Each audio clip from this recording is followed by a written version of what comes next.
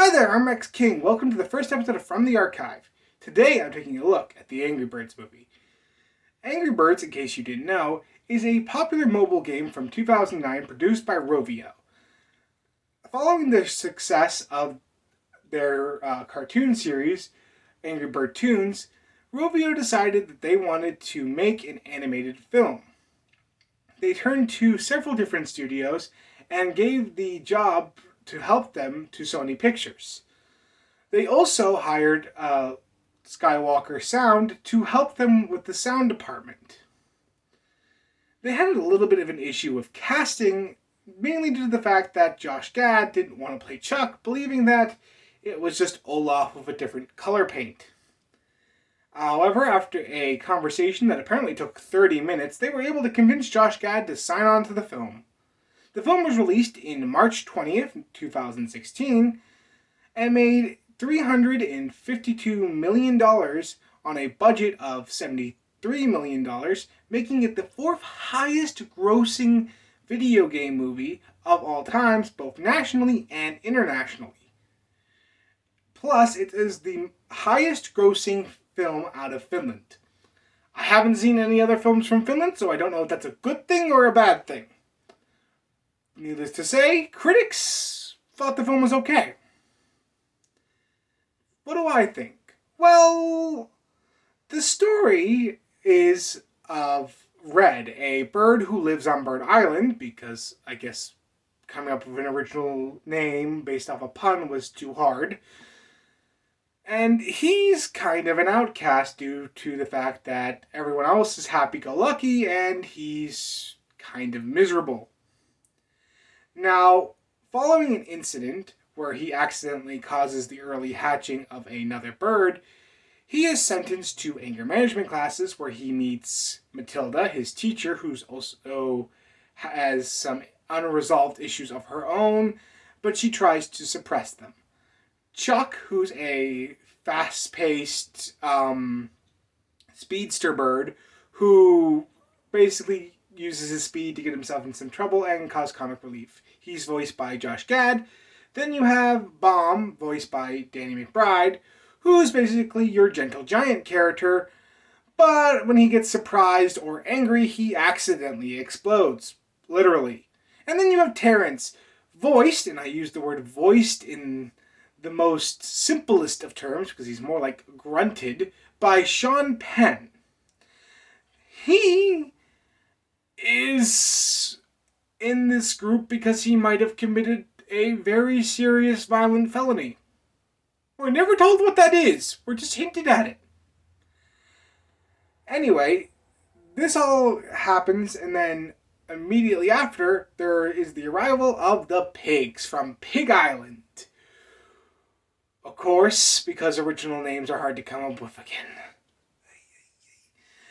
And they're led by this pig named Leonard, voiced by Bill Hader, and he is clearly up to no good. The only one to recognize this, of course, is Red, who tries to tell everyone that there's something weird going on, but nobody believes him. So it's up to Red and the gang to find out what the pigs are up to and hopefully put a stop to it. This film was actually a lot more fun than I was expecting it to be.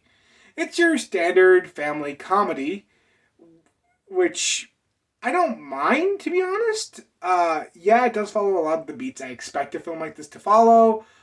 Character who's ostracized by society realizes that something's wrong, but society refuses to believe him until that thing that he knew was wrong reveals itself. Society then turns to him for help, and he's the hero at the end of the movie. So, can a film that's formulaic work? Yeah, actually, I think it could work. And it does work in this case for the most part. As long as your pacing, which this film's really good with, is spot on and keeps the film moving, I think you could definitely keep an audience intrigued in what's going on. And you have to have the right blend of comedy. This film, for example, uses a blend of sarcastic humor, mainly from Red, slapstick, and crude humor. The slapstick and sarcastic comedy are right on point and gave me the most chuckles in this film. I never came up full belly laugh, but I relatively enjoyed myself when they were relying on those types of comedy. However, the crude humor didn't work for me. To be fair though, crude humor never works for me. So it's not a surprise that it wouldn't work in the case of this film. The other problem this movie has is its characters, however. Like, all these characters are relatively one note and not entirely interesting. I don't mind them per se, none of them are bad. I just wish they were better developed. And this is especially true with our villains. The pigs, they're all comic relief. The only one that even gets a remote amount of character is Leonard, again played by Bill Hader, but he's really not developed as well as he could have been, and he doesn't really feel like a threat. Then you have the main group of characters, and they're all one note for the most part, but there's one character that I really latched onto. Terrence. Yeah, the character that doesn't speak. That's the character I latched onto. And that's because you never know what this guy's gonna do. And he's like the main source of the comedy that made me laugh. I really enjoyed his facial expressions, the way he reacted to certain things. I really enjoyed not knowing what this character was going to do, and that worked for me. Then you have the performances. All the vocal performances are really good. I think the cast that they got was spot on for the characters that they were going for. Especially Jason Sudeikis as Red and Bill Hader as Leonard. I believe they both bring their own unique charm to those characters. Bill Hader plays Leonard with like a southern charm to believe that he's charming his way into the birds.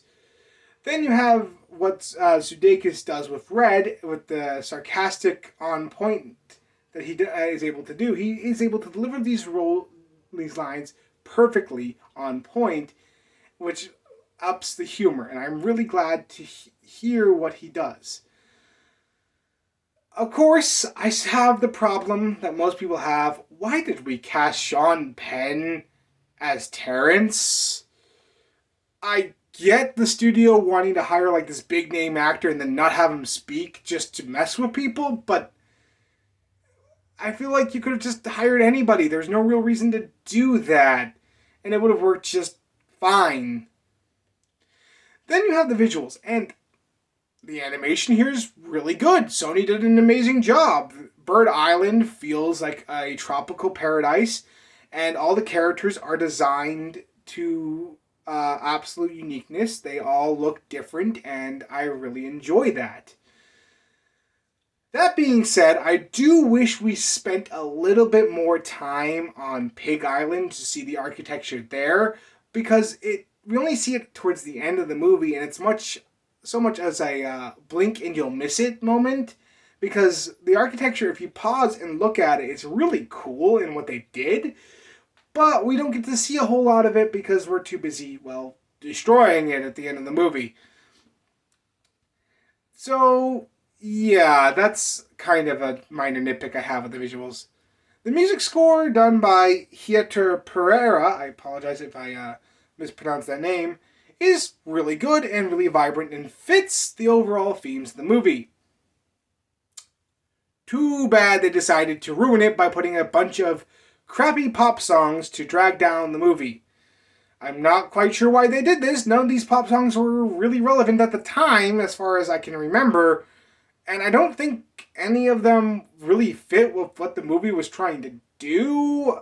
I really don't understand why animated films nowadays have a need to insert random pop songs that just aren't necessary. I really wish they had stuck with the score.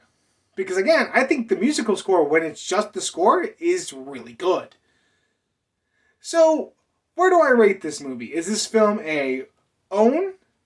A stream, which if you're looking to stream this movie, you can stream it on Freevee, or is this a movie that you should avoid altogether? Well, if you're looking to buy, the special features include 4 shorts, a good making of, cast interviews, and an interview with the composer.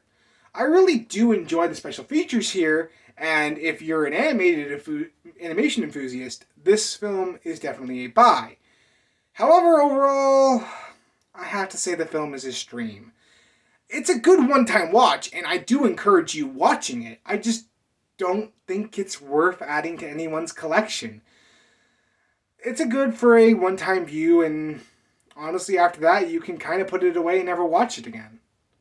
It's not to say the film's not enjoyable, I just don't think there's a whole lot of rewatchability here. The random, songs and the bad characters and again, not being able to really invest myself in Pig Island kind of dragged down the film's score for me. So that's what I think about the Angry Birds movie. What did you think about it if you've seen it? Let me know in the comments below. And if you liked this video, like, comment, and subscribe. And on the next episode of From the Archive, I'll be taking a look at the treasure of the Sierra Madre. See you then!